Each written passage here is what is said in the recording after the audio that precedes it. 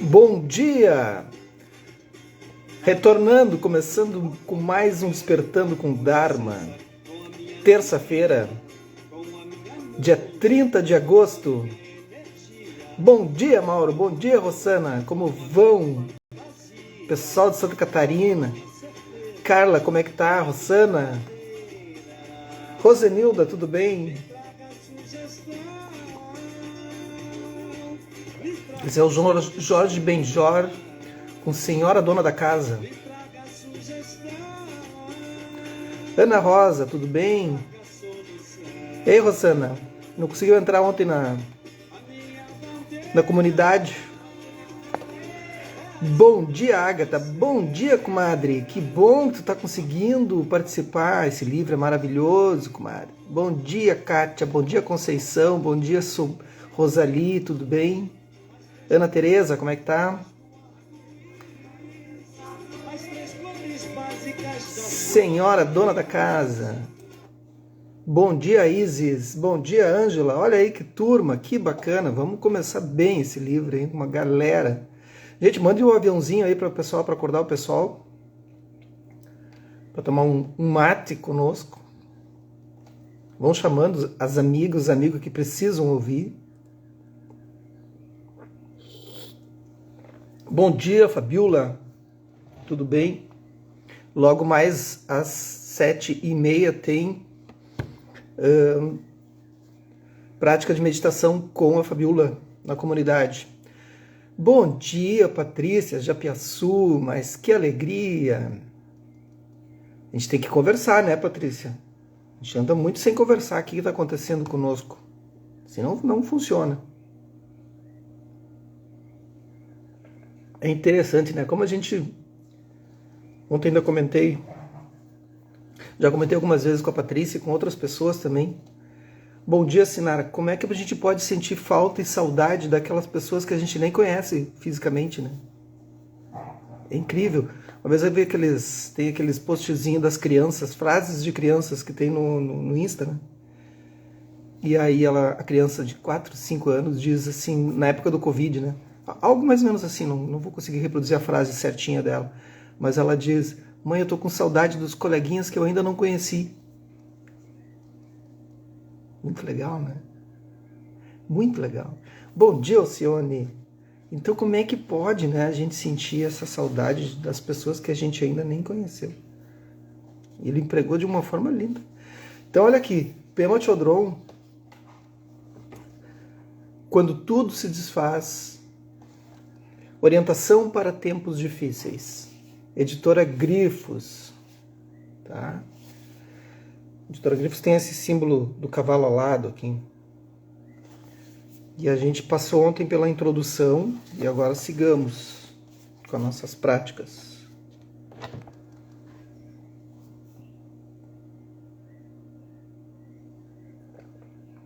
Bom dia, Carolina. Bom dia, Carla. Como é que tá? Eliana, tudo bem? Então, o capítulo 1, intimidade com o medo.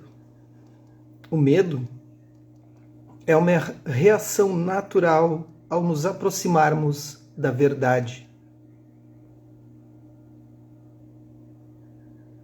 Que interessante, né? Qual livro, a Carla pergunta? É Quando Tudo se Desfaz, Pema Chodron. Começando agora.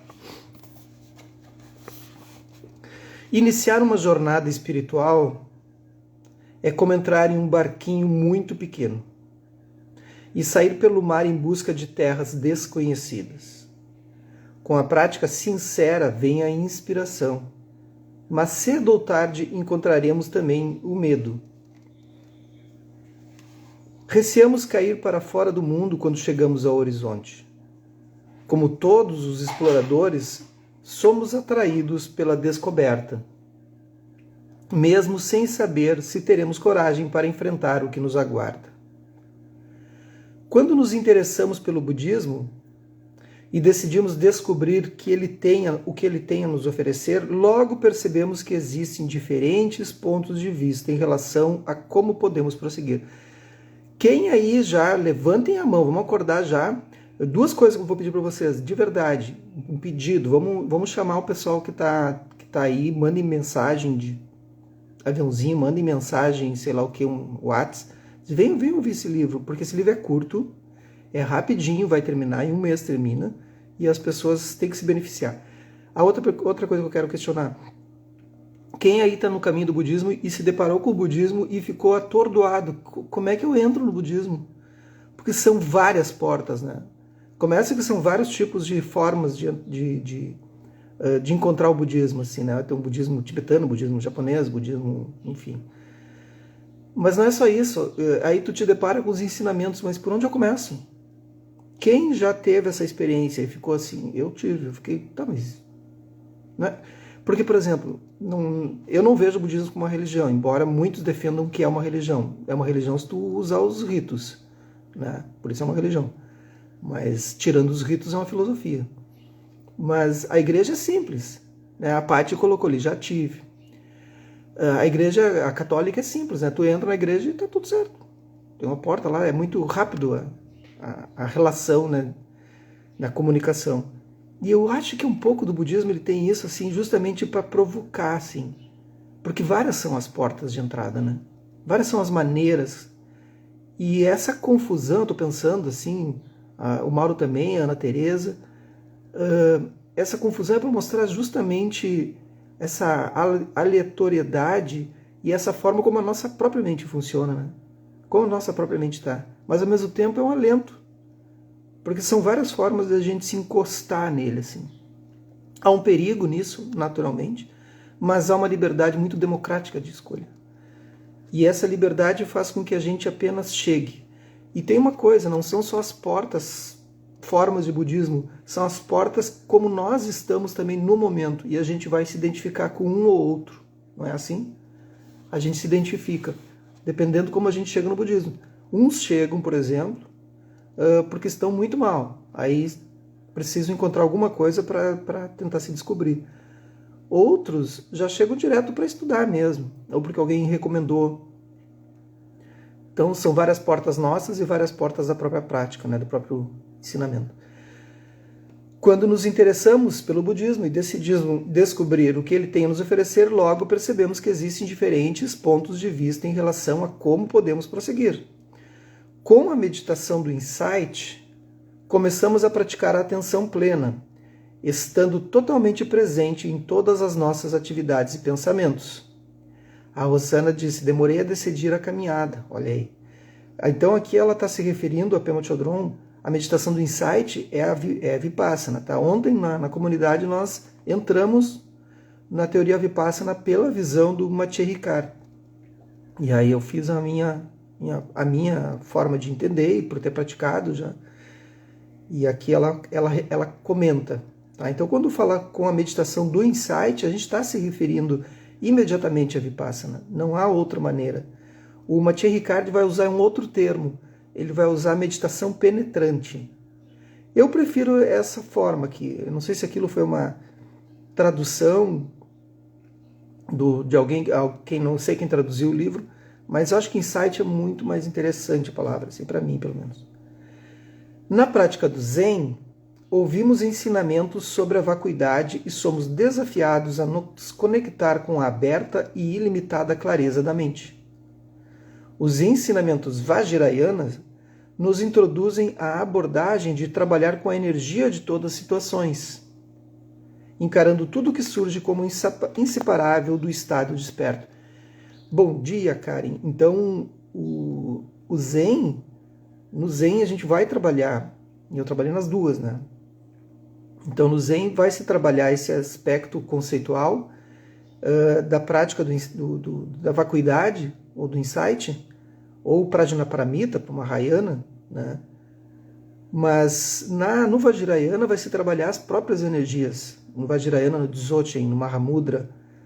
E essas energias, estava comentando ontem com o pessoal. Então, vamos por parte aí, gente. Então eu estabilizo. Vou ser bem direto, bem didático, assim. Eu estabilizo, Shamatha Zazen. Eu estabilizo. Depois que eu estabilizo, nesse momento, eu só consigo ter as práticas de insight de Vipassana por estar estabilizado. Eu não vou conseguir encontrar nenhum insight em shamatha por estar apenas estabilizado. Porque Vipassana requer uma prática analítica. E aí eu vou fazer análise. Mas depois que eu analisei, surge uma certa confusão. Como é que eu organizo esse processo de energias? Aí vem Dzogchen. Bom dia, Marinê. Aí eu consigo transportar essas energias pelos canais corretos.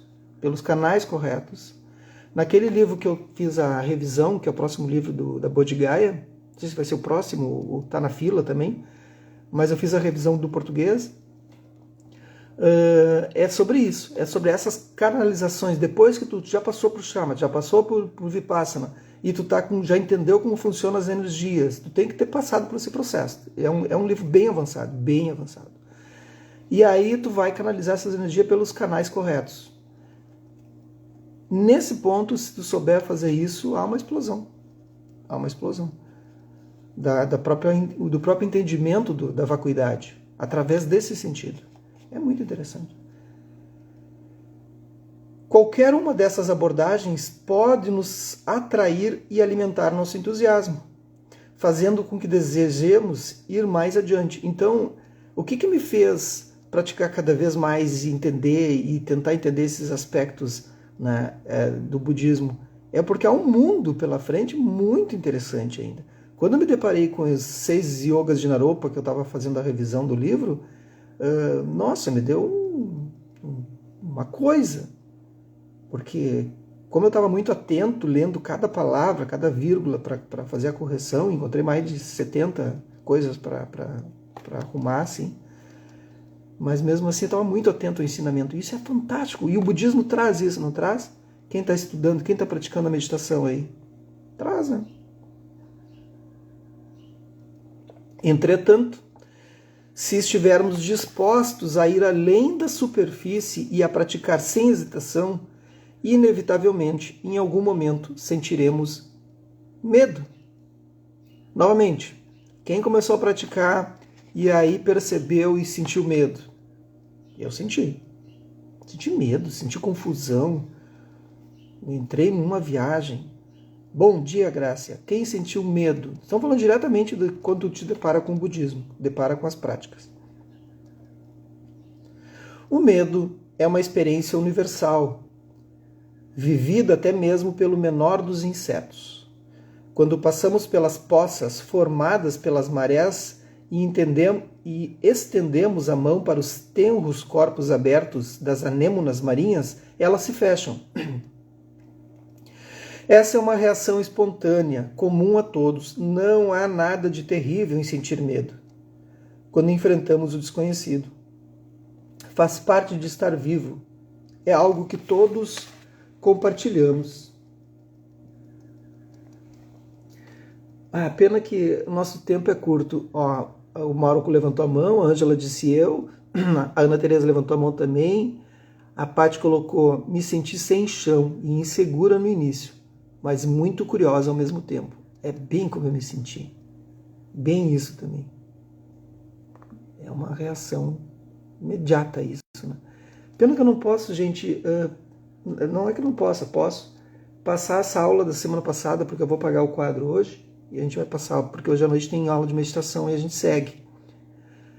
Mas a gente estava falando justamente que tem a ver sobre esses aspectos do medo, da raiva, das 4 emoções, ou 5, das 4 emoções que a gente tem, universais, né? Medo, raiva, alegria, tristeza. E aí tem o nojo, que é uma outra que surgiu depois. E aí eu estava falando com o pessoal sobre a compaixão irada versus raiva reativa. Mas dá para botar isso pro medo também. E nós temos os aspectos das nossas necessidades humanas universais, quando elas não são atendidas. E além disso, quais são os sentimentos que estão por trás do medo. Então, às vezes, tu encontra alguém com medo, alguma coisa, ou tu mesmo está com medo, quais são os sentimentos que estão por trás desse medo? Às vezes é tu não se sentir ouvido, tu se sentir isolada, rejeitada, desconectada, assustada, não amada. E aí esse é o sentimento por trás do medo. E quando tu revela isso, ou tu vê isso na outra pessoa, tu chega e pergunta para outra pessoa: mas o que tu está sentindo realmente? A pessoa demonstra medo ou raiva, né, ou tristeza, mas a gente pergunta, a gente tem esse estado de compaixão irada, né? E aí a pessoa revela, eu estou lendo no quadro lá todos os aspectos para colar. E ela revela, por quê? Porque uma das necessidades humanas dela não foi atendida. E a necessidade humana, estar seguro, conectado, validada, ouvida, incluída, preservada ou ser amada, ser amado. Então eu fui bem rapidinho assim, só para vocês saberem o que está acontecendo aqui no presencial. E tem a ver com o texto. A Paty colocou apaixonada. A paixão é assim, como me senti no início do budismo, guardadas as devidas proporções. Eu também me senti apaixonado, completamente. Fui levado, adoraria, a Karen colocou, adoraria saber, estou por um processo que está me trazendo várias emoções e leve ao mesmo tempo. Karen Sommer, você é de Lajeado. Já lhe convidei, nos conhecemos há 300 anos. Desde outras épocas, você poderia vir às aulas presenciais. Né, querida? Eu sei que tu tem as tuas atividades, mas eu preciso te zoar. A palavra que eu ia usar, Paty, é arrebatado. Eu me senti arrebatado quando entrei no budismo. Karen, tente vir. Hoje eu vou tirar do quadro, mas eu posso manter e fazer a mesma fala na próxima. Então, olhem só quantas coisas. Então, vamos lá, vamos recapitular. Eu sinto medo. Eu vejo uma pessoa com medo. E aí tu reage àquele medo. Por trás do medo sempre há um sentimento brando. Pensem sobre isso. Sentimento brando. A pessoa esconde alguma coisa. Ela esconde um ressentimento por ter sido rejeitada, alguma coisa assim. Aí tu olha aquilo. A cura para isso é porque as necessidades humanas, é nessa sequência, as necessidades humanas universais não estão sendo atendidas. E depois, quando as necessidades humanas universais não foram atendidas, os nossos valores essenciais, eles são totalmente abafados. Aquilo que tu é. Então, se eu não conseguir, e o medo esconde isso, a raiva esconde isso, a tristeza esconde isso, essa forma de manifestação das emoções esconde isso. E a gente se encolhe. E as pessoas nos leem de que maneira? Elas leem aquele invólucro. O invólucro é o medo, é a raiva, é aquilo que aparece na frente. Mas por trás do medo, o que há? Por trás da raiva. Então o medo é uma reação natural de nos aproximarmos da verdade.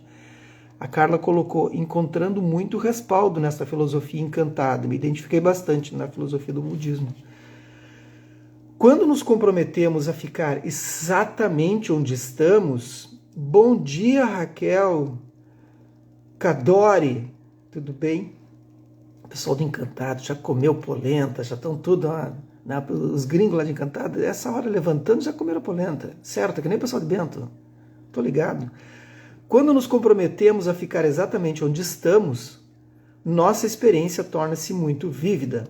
Se não há nenhum lugar para onde fugir, tudo se torna muito claro. Bom dia, Roseli. Olha que legal isso. Quando nos comprometemos a ficar exatamente onde estamos, nossa experiência torna-se muito vívida. Se não há nenhum lugar para onde fugir, tudo se torna muito claro. A mente pacificada, gente, a mente quando ela faz as atividades de práticas de meditação, de pacificação da mente, que é simplesmente sentar, não há para onde fugir. E esse não há para onde fugir, ao mesmo tempo pode ser para algumas pessoas desesperador, mas ao mesmo tempo é um alento. Ao mesmo tempo é um lugar onde tu te encontra. Porque na verdade não há nenhum lugar para ir. Durante um longo retiro, tive o que me pareceu uma revelação impressionante. Não podemos estar no presente e remoer nossa velha história ao mesmo tempo. Quantas vezes eu já falei isso para vocês? Levantem a mão que eu já ouvi falar isso.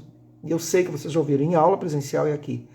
No momento presente não existe nada, não existe a preocupação. Não quer dizer que vocês não tenham preocupação, não tenham problemas.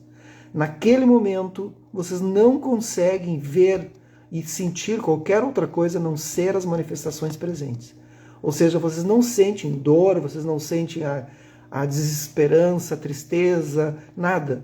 A gente sente quando a gente se conecta com coisas do passado e com as projeções do futuro. Bom dia, Angelita, tudo bem? Então, no presente, isso some. E a Pema Chodron está falando aqui que ela teve essa revelação no retiro. Essa revelação a gente pode ter numa meditação.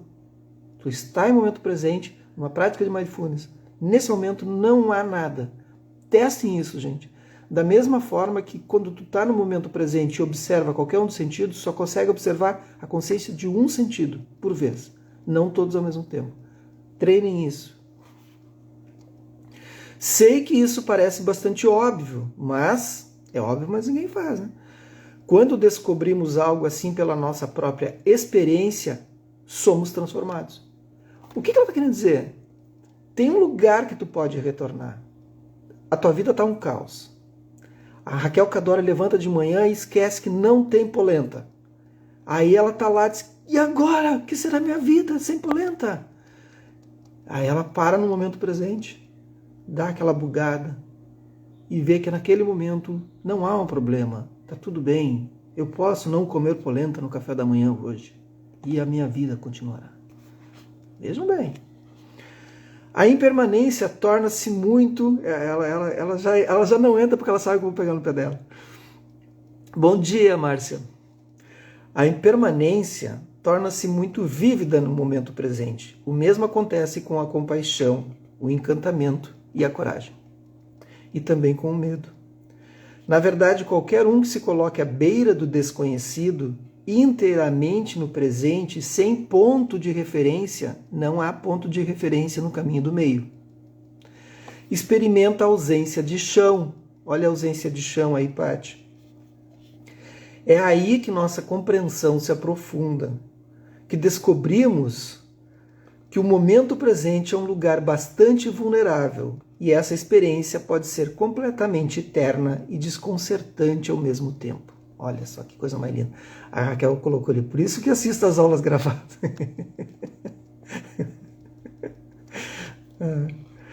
A Raquel é costume pegar no pé dela, não adianta.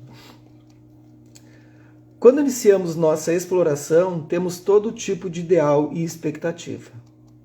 Procuramos respostas que satisfaçam anseios muito antigo e a última coisa que queremos é um reencontro com o bicho-papão. Outras pessoas, é claro, tentam nos avisar. Lembro quando recebi pela primeira vez orientação sobre meditação. Bom dia, monja, como é que vai? Tudo bem? Que bom tê-la aqui, coisa bem boa. Tá no Brasil? Tá no Japão? Por onde anda? Se estiver no Japão agora, bom, pode ser. Bom dia, Carol. Passando para dar um bom dia ao amigo, diz a monja, Jikiro. Que legal, que bacana. É uma delícia esse Dharma, né? A gente tem sempre umas surpresas bonitas aí. Olha aqui que nós estamos lendo, monja. Pema Chodron, quando tudo se desfaz. Bom dia, Michel. E aí, continuamos. Lembro quando recebi pela primeira vez orientação sobre meditação. A pessoa me instruía, descreveu a técnica, explicou-me como deveria praticar e acrescentou: mas, por favor, não saia daqui pensando que meditar seja o mesmo que tirar férias da irritação. Olha, a monja está no Japão, mas gente, tem gente do Japão assistindo, gente. Que espetáculo. Essa mestra é uma linda. Pema Chodron é maravilhosa. Então a monja Jikiro é do Zen japonês, fazendo referência a essa mestra que é do budismo vajrayana tibetano. Então vocês veem, né, como é que é boa essa... Ah, é o Michel, meu sobrinho, bom dia, como é que tu tá? Então aqui ela disse, só para nós terminarmos, mas, por favor, não saia daqui pensando que meditar seja o mesmo que tirar férias da irritação. Por alguma razão, nenhuma dessas advertências nos convence. Na verdade, elas nos atraem ainda mais. Esse livro, gente, vocês vão ver o quanto ele vai mexer com vocês. Bom dia, Thalita. O quanto ele vai mexer com as estruturas, assim, a cada palavra. Por isso que eu quero ir devagar, ir com comentários, ir com calma.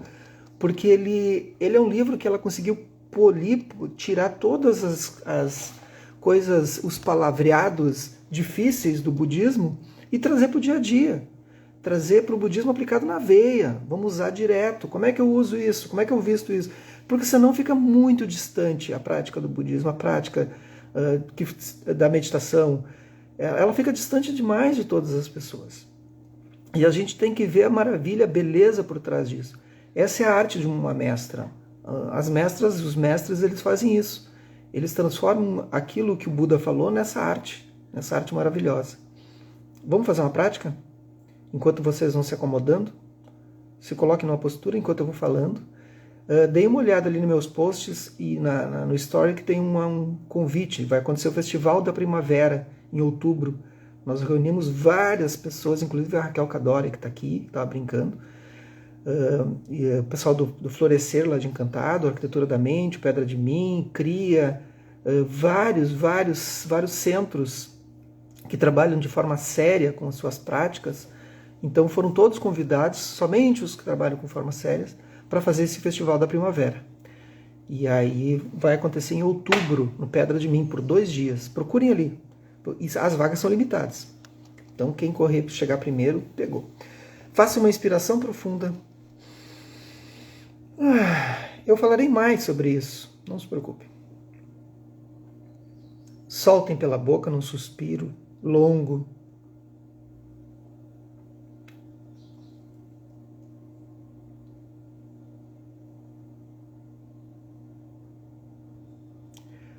Pati colocou, muito obrigado por hoje, Emarro. Relembrar o voto, Tashdalek. Relembrar o voto que na presença do agora está tudo bem.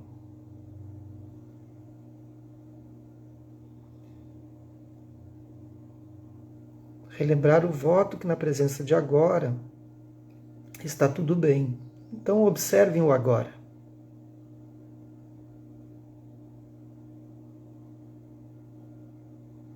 Observar o agora é observar qualquer movimentação que esteja acontecendo no seu corpo, na sua mente, na sua respiração.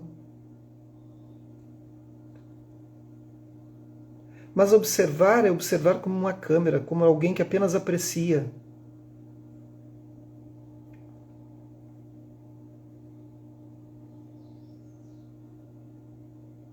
Como a gente aprecia o pôr do sol, o nascer do sol. Por mais que você tente, você não consegue apressar o pôr do sol ou o nascer do sol. A gente apenas aprecia. Da mesma maneira, aprecie qualquer coisa que esteja surgindo agora no seu corpo. E apreciar é não julgar. Dessa forma, observando apenas.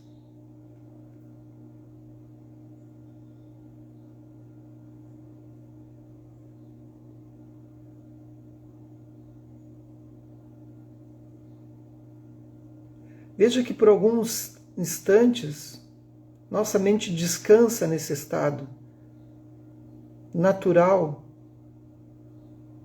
que é sem estar com a presença de julgamento ou sem estar no passado ou no futuro.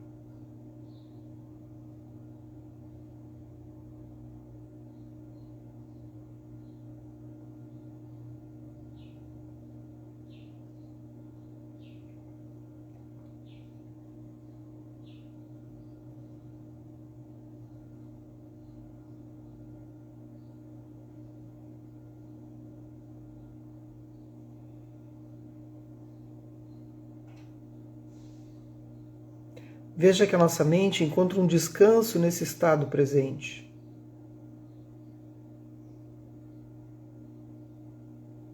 E é natural que brote uma sensação de alívio, de paz. Até lágrimas podem rolar.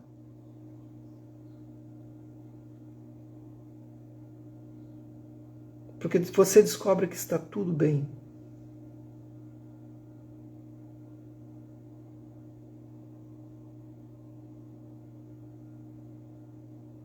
Está tudo bem do jeito que está tudo bem do jeito que você é.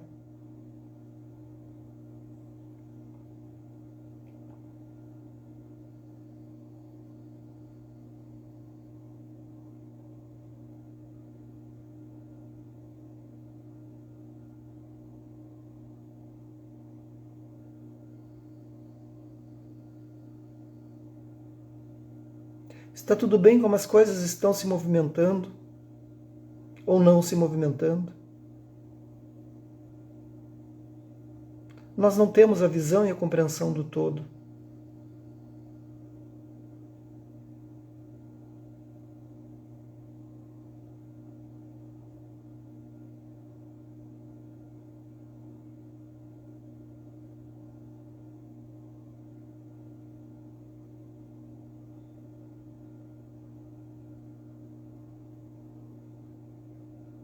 Sintam a alegria de estar consigo mesma, consigo mesmo, nesse estado, nesse momento presente. Façam uma inspiração profunda. Gente, convidem o pessoal para assistir, para ouvir a live ao vivo, conversar, porque as dúvidas que podem surgir a gente pode perguntar na hora e de repente dar aquele insight, assim, amanhã tem de novo, esse livro é curto, é rápido, e às vezes uma palavra, um entendimento, entender que tu está nessa comunidade aqui, vendo que outros também estão passando, por isso que eu provoco vocês a falar, a se manifestar, e a gente vê, e aí existe uma prática que se chama humanidade compartilhada. Quando a gente vê uma pessoa, por exemplo, lá do outro lado, no Japão, uma monja entrando, e todos, né, com as suas presenças aqui, mas vendo assim, ó, se tem outras pessoas que já são monges também querem ter um pouquinho, ouvir um pouquinho do Dharma, imagina nós, leigos. Entende isso? Estamos todos nisso. Quando a gente tiver essa compreensão da interdependência, a gente vai ver que a gente não está sozinho. E aí, uma das nossas necessidades essenciais, ela acontece. E começa a cura. Vejam bem, convidem, certo? Que os méritos desse nosso encontro, dessa nossa prática, se expandam e toquem a todos, e que nós possamos tornar um caminho iluminado. Ok? Até amanhã.